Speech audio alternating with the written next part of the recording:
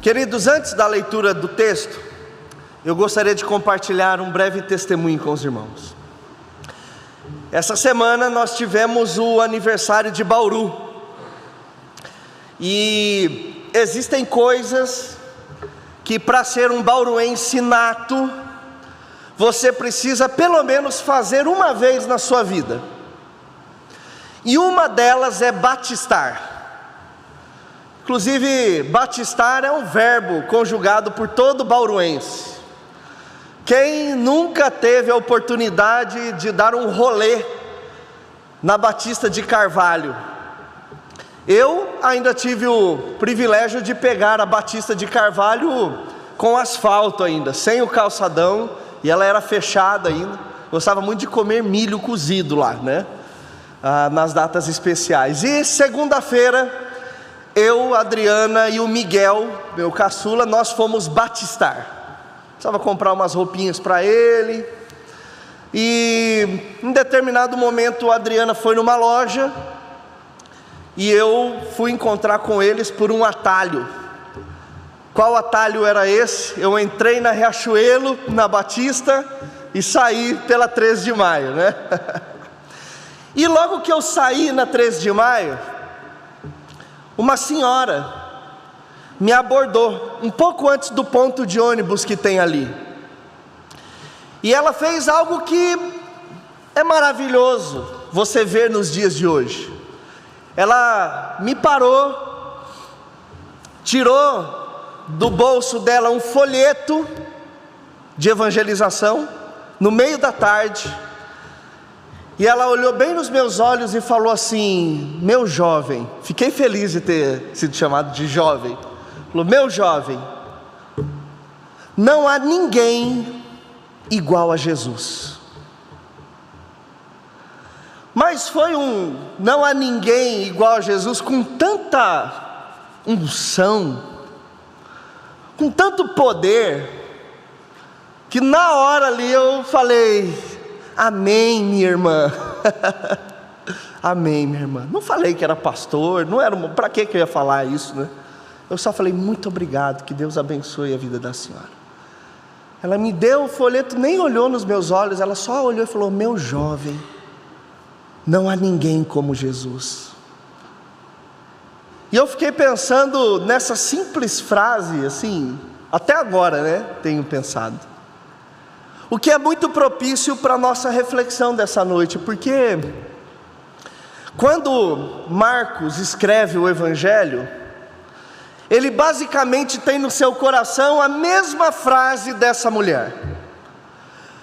Quando Marcos escreve os seus relatos sobre a vida de Jesus, ele quer mostrar exatamente isso. Ele quer mostrar para o público essa frase: não há ninguém como Jesus.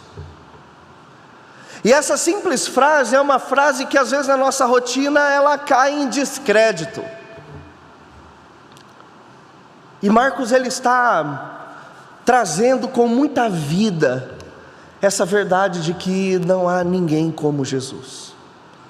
O Evangelho de Marcos, ele é o menor dentre os 4, 16 capítulos apenas. E se você começar a ler Marcos direto, numa sentada, numa leitura única, do capítulo 1 ao capítulo 16, você vai ver que Jesus sempre está em movimento, Jesus sempre está fazendo alguma coisa. Tanto que no capítulo 1 de Marcos foi difícil pensar o que falar sobre ele, porque num único capítulo Marcos registra 10 eventos sobre a vida e o ministério de Jesus. Se fosse um filme, seria aquele filme que a gente não pode nem piscar os olhos. E por que Marcos escreve dessa maneira? Porque ele quer mostrar que aquele homem judeu, que foi crucificado em fraqueza, ressuscitou em poder, ressuscitou como rei, como salvador do mundo. Marcos, ele quer mostrar que Jesus, através dos seus milagres e através da ressurreição, ele é único e ele tem autoridade divina. Marcos ele está em cada linha, em cada frase da sua biografia de Jesus, gritando: não há ninguém como Jesus, não há ninguém como Jesus. É um evangelho de pura ação. Tanto que, se você tentar ler qualquer um dos evangelhos, tentando encontrar uma cronologia exata, você não vai encontrar. Talvez o melhor deles é o Evangelho de João, porque todos os biógrafos do Evangelho, eles pegaram os acontecimentos e foram pontuando de acordo com o propósito pelo qual eles estavam escrevendo. É verdade que você vai encontrar algumas linhas cronológicas, mas você vai ver que Marcos ele situa um evento diferente da onde situa Mateus, da onde Lucas situa totalmente diferente.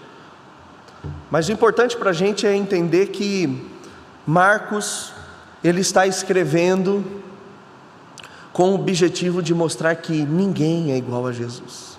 Ninguém é igual a Jesus. E ele começa o texto dizendo: princípio do Evangelho de Jesus Cristo, Filho de Deus. Olha que frase potente. Primeiro que Marcos ele é único em iniciar o Evangelho dessa maneira. Lucas ele vai começar com um texto redigido a Teófilo, falando que ele fez uma profunda investigação sobre os eventos de Jesus. Mateus começa com a cronologia. João começa com o princípio de tudo. No início o verbo se fez carne, ele era o verbo se fez carne e habitou entre nós. Mas Marcos ele começa princípio do Evangelho de Jesus Cristo, as boas novas de Jesus Cristo. E a palavra evangelho, lá na cultura grega, boas notícias ou boas novas, ela era mais empregada em duas ocasiões. Primeiro, quando um reino tinha uma vitória muito grande, muito relevante, aconteceu um evangelho, aconteceu uma boa notícia. Ou no nascimento de uma pessoa extremamente importante, relevante socialmente, aconteceu uma boa notícia. Então estava lá a mulher junto com as parteiras e nascia o bebê, evangelho, boa notícia. E aqui Marcos está dizendo que a boa notícia é tanto a vinda de Jesus quanto a conquista desse rei. E ele já no início diz: Jesus não apenas um homem simples qualquer, mas ele é o Cristo, ele é o Messias, aquele prometido no Antigo Testamento que deveria vir, veio, e é sobre ele que eu estou falando para vocês nesse texto, nessa biografia. E ele não é apenas o Cristo, mas ele é o Filho de Deus, e filho aqui em letra maiúscula, como único, sem iguais. Nós somos filhos de Deus, mas Jesus é um tipo de filho de Deus diferente. E aí então ele cita a profecia de Isaías e de Malaquias, como está escrito na profecia de Isaías. Mas ele começa com o texto de Malaquias capítulo 3, verso 1. Eis que envio o meu mensageiro adiante de vocês, o qual preparará o seu caminho. E aí ele vai para Isaías capítulo 40. Voz do que clama no deserto, preparem o caminho do Senhor, endireitem as suas veredas. Então ele está dizendo que a vinda de Jesus começa com o arauto de Jesus, um homem, um profeta que veio antes, anunciando aquele que viria. E é muito interessante Marcos começar falando de João, porque João é o primeiro, João Batista é o primeiro que vai destacar que Jesus é diferente dos demais. E aí o verso 4, depois de fazer esse prelúdio dos profetas, ele fala: quem é esse que está preparando o caminho do Senhor? Quem é esse mensageiro que está diante de vocês? Verso 4: e foi assim que João Batista apareceu no deserto. Deserto aqui é uma menção muito importante, porque o deserto era onde Deus encontrava com seu povo no Antigo Testamento. E ali no deserto estava João Batista pregando batismo de arrependimento para remissão de pecados. João estava pregando e já havia ali um senso entre os judeus de que eles estavam em caminhos tortuosos, que eles precisavam se arrepender para que quando viesse o Messias, ele aparecesse, o coração deles estivessem aptos para ouvir e receber a mensagem. E toda a região da Judéia, verso 5, e todos os moradores de Jerusalém iam até ele, e confessando seus pecados, eram batizados por ele no rio Jordão. A roupa de João era feita de pelos de camelo. Ele usava um cinto de couro e se alimentava de gafanhotos e mel silvestre. Se nós olharmos o texto que se encontra no segundo livro dos Reis, lá no primeiro capítulo, nós vamos ver que Elias era quem se vestia dessa maneira, também com uma espécie de pelos, o que remetia João Batista a talvez um dos profetas do Antigo Testamento. Em Zacarias, também no capítulo de número 13, nós vamos ver que ele dizendo que uma das características do profeta era essa, de proclamar a mensagem, vestida com trajes não costumeiros. Então João é esse profeta, João Batista, que está pregando, que está batizando, para que o povo endireite o seu caminho. E João então pregava dizendo, verso 7, depois de mim vem aquele que é mais poderoso do que eu, do qual não sou digno de curvar-me e desamarrar as correias das suas sandálias. Eu batizei vocês com água aqui no rio Jordão, ele porém os batizará com o Espírito Santo. Naqueles dias, Jesus veio de Nazaré da Galileia e foi batizado por João no rio Jordão. Logo ao sair da água, Jesus viu o céu se abrindo e o Espírito Santo descendo como pomba. Não é que é uma pomba desceu, mas como uma forma parecida de uma pomba sobre ele. Então veio uma voz do céu que dizia: tu és meu filho amado, em ti me agrado. Também algo único, algo que mostrava que Jesus era singular e é singular, porque sobre ninguém mais na história da humanidade, uma vez batizado, veio a voz do céu dizendo: tu és meu filho amado, em quem me alegro, em quem me agrado. Essa declaração foi única sobre a vida de Jesus, mostrando que Jesus, ele é único. Mas João, ele aparece aqui na história como o primeiro homem que está apontando para Jesus e dizendo: eis aí alguém diferente. E de modo muito objetivo, eu gostaria de listar as 3 coisas que João mostra em que Jesus, ele é obediente. Tanto que Marcos, depois de introduzir o seu evangelho através dessa declaração de João, mostrando que Jesus é diferente, ele vai narrar aqui eventos que só alguém diferente poderia fazer, como ser tentado no deserto pelo diabo durante 40 dias e 40 noites, como Jesus chamando seus discípulos para serem pescadores e serem pescadores de homens, a cura de endemoniados em toda aquela região, curar a sogra de Pedro, pregar nas sinagogas com autoridade, curar leprosos. Isso só se deu porque Jesus era diferente, não tinha ninguém igual a ele. E a primeira coisa que João diz em que Jesus era único é quando ele fala sobre o reconhecimento de quem Jesus era e de quem João era. Ele diz aqui na declaração dele: aquele que é mais poderoso do que eu. João, na qualidade de profeta, poderia se considerar alguém poderoso. Pessoas ao redor do João poderiam considerar aquele homem profeta poderoso.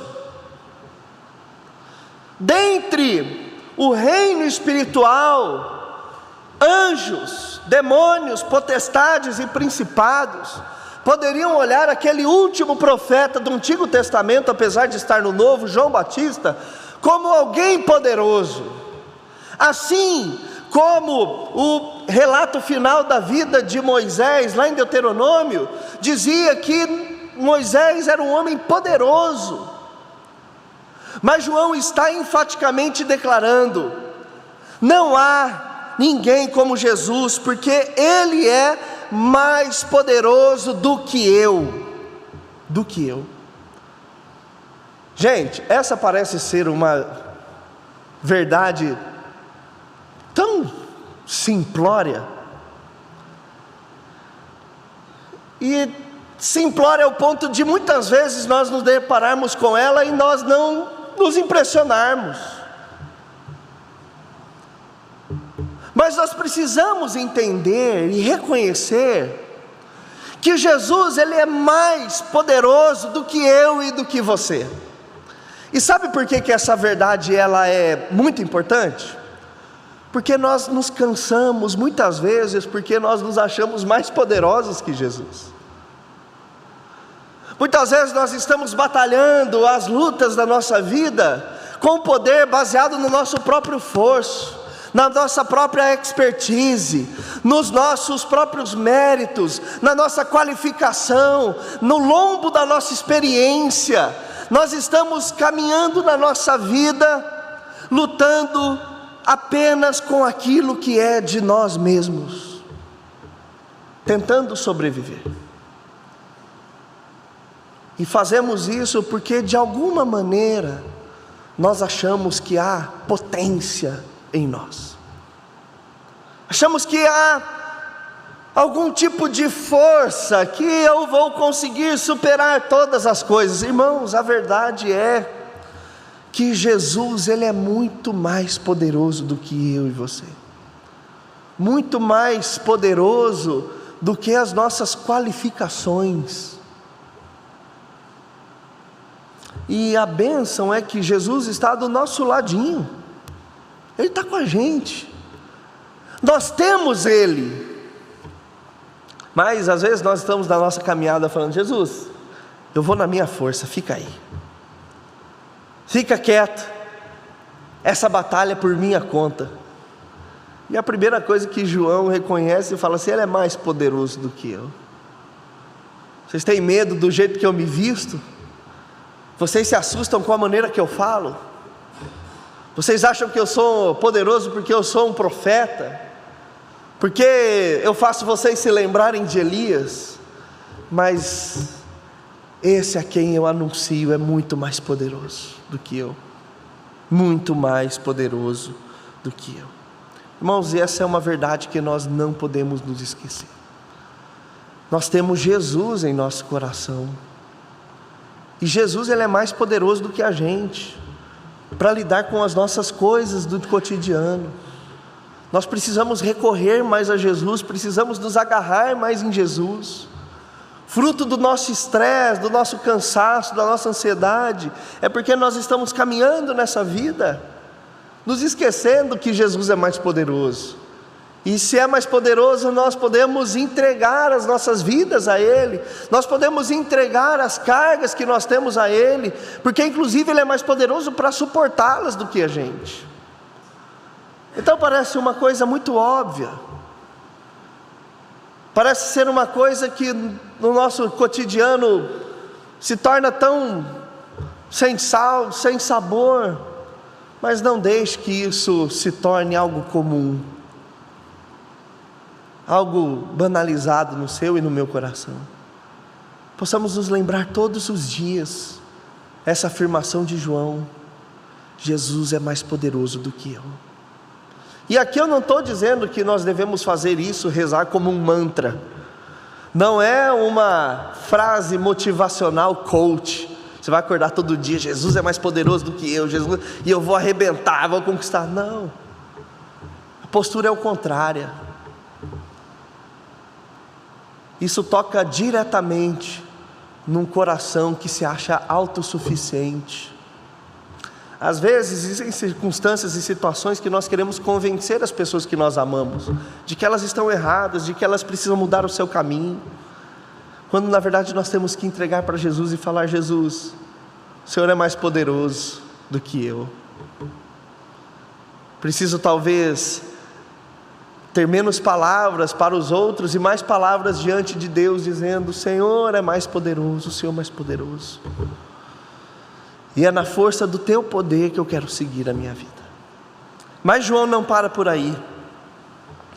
A segunda afirmação que João faz sobre Jesus nos remete a uma posição de humildade.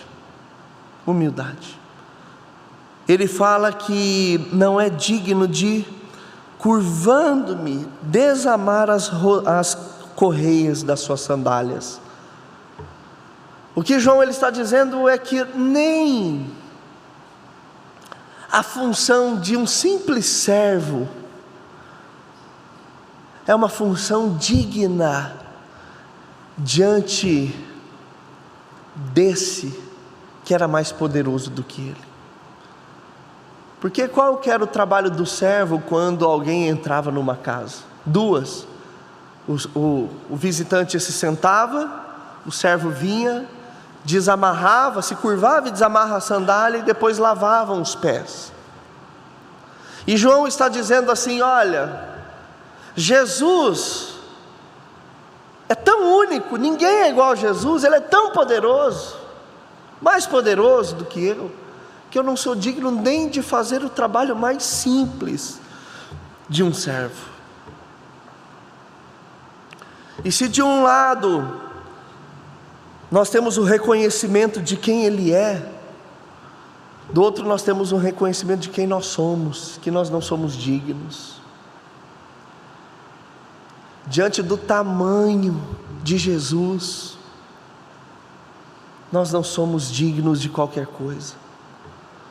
A nossa reação é sempre a reação de Pedro, quando Jesus faz aquela pesca maravilhosa. Ela fala: Senhor, afasta-se de mim, porque eu sou pecador. Pedro está falando: o Senhor é tão Deus, o Senhor é tão poderoso, que eu não sou digno. Porque Pedro ele se lembra das histórias do Antigo Testamento, quando Deus fala para Moisés, fala assim: Moisés, eu não posso me aparecer para você com toda a minha glória e minha face, porque você vai morrer, mas eu vou pôr você aqui num pedacinho, e numa fenda que tem na rocha, você vai ver eu passando. Ele se lembra de outros encontros de grandes homens de Deus tiveram com Deus no Antigo Testamento e que ficaram com medo. O próprio Isaías, no chamado dele, Isaías capítulo 6. Aqui João Batista ele sabe que ele não é digno. Jesus podia ser seu primo, mas ainda assim ele não era digno. Irmãos, nós temos que ter uma postura sempre de humildade, chegando diante de Cristo Jesus. E quando eu falo humildade, é uma postura de coração, porque hoje muitos querem meter o dedo na cara de Deus, na cara de Jesus e falar: o Senhor me deve, faça isso porque eu te sirvo. É quase o filho mais velho da parábola do filho pródigo, falando assim: olha, há tantos anos eu tenho te servido, há tantos anos sou fiel na tua casa, e não me deste uma ovelha para festejar com os meus amigos. E João Batista ele está dizendo aqui: eu não sou nem digno de me curvar e colocar as mãos na sandália. E é esse mesmo Jesus, Deus único, que lá em João depois, ele se coloca como servo, desatando a sandália dos pés dos discípulos e lavando os pés dos discípulos. Nós não podemos nos esquecer jamais de reconhecer quem Jesus é, muito mais poderoso do que eu e você, e jamais nos esquecer de quem nós somos, indignos, pequenos, mas ainda assim acolhidos por Ele. A coisa mais linda do Evangelho é o fato de Deus ter se tornado homem, de ter entrado na nossa forma e nos chamarmos para a mesa do banquete.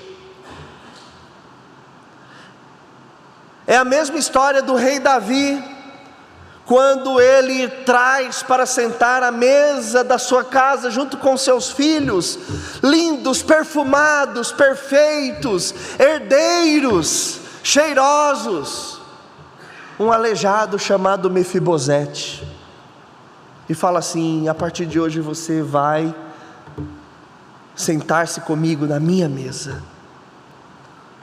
Nós somos o Mefibosete, aqueles indignos, aleijados pelo pecado, mas assim recebem o convite do rei para nos sentarmos à mesa como filhos. Mas ainda assim a nossa postura tem que ser muito humilde. O fato de Deus ser gracioso, Cristo ter derramado graça e misericórdia sobre nós, não muda o fato de nós reconhecermos o nosso lugar, mas ainda assim nos sentirmos amados, porque Ele, sendo Deus, escolheu nos chamar para junto dEle. E por fim, a terceira afirmação de João sobre Jesus é que João batizava com água, mas esse que vem os batizará com o Espírito Santo. Aqui João está fazendo menção da promessa do Antigo Testamento, onde a glória se encheria em toda a terra, o que se cumpriu lá em Atos, capítulo de número 2. Mas o que João está apontando é que Jesus é o alvo da nossa busca. Jesus pode nos dar aquilo que ninguém mais pode nos dar, que é sermos cheios do Espírito Santo. Irmãos, é muito legal você fazer o John Knox, é muito bom você ler um livro. Talvez seja até interessante você se comprometer em vir todas as quintas-feiras, nos 16 próximos cultos. Mas a única coisa que pode encher eu e você com o Espírito Santo é Jesus Cristo.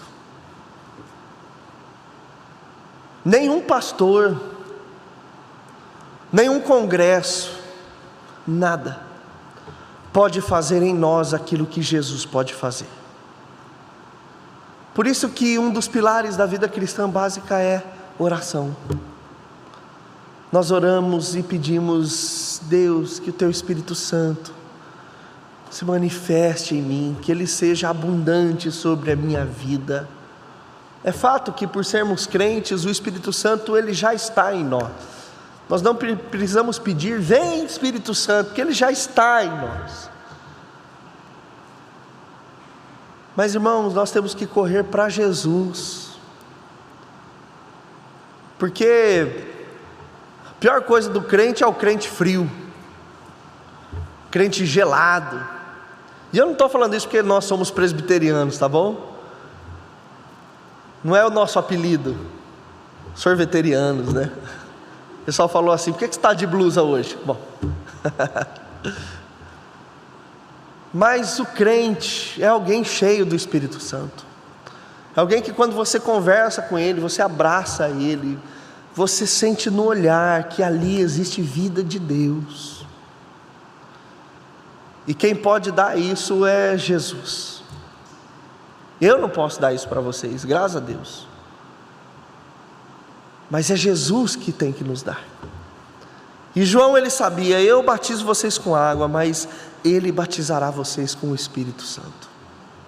3 coisas muito simples que João ele fala: que Jesus ele é mais poderoso do que a gente, que nós devemos sempre ter uma posição humilde perante Jesus, mas que nós devemos buscar Ele com toda a nossa paixão, com toda a nossa intensidade. porque Ele nos encherá com o Espírito Santo dEle. Então, meus irmãos, o primeiro marco que eu gostaria de deixar do Evangelho de Marcos para nossas vidas, nessa noite, se você se esquecer de tudo o resto, mas se lembrar de apenas uma coisa, lembre-se, não há ninguém como Jesus. Que Deus nos abençoe, em nome de Jesus.